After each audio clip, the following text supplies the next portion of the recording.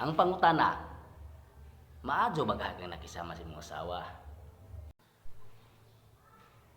Hmm, nanapog ka. Hinambog na po ganaho nga sa barkada maadyo ka makisama.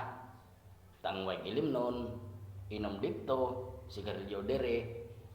Oh, anja, ang pangutana, iniguli nimo, mag-away pa mo sa imong asawa. Imong mga anak, makita pa nga mag-away mo, maapektuhan sila. Oh, unja, karon bay, ang pangutana, maadyo ba kang nakisama sa imong asawa? Di ba? Mao na yung gingon nimo. Nga dapat, family first, before anything else. Maalo na ito atong asawa bay. Kay mao na atong katuwang sa atong kinabuhi. Nakasabot karon. O lagi, family first, my goodness, para ka namang ibang taon yan. Di ba?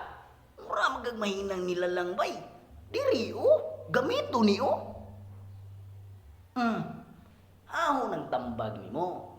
Arong makasabot ka sa manaw nga naningkamot, di ba? Ahong gihimong kusog ahong pamilya.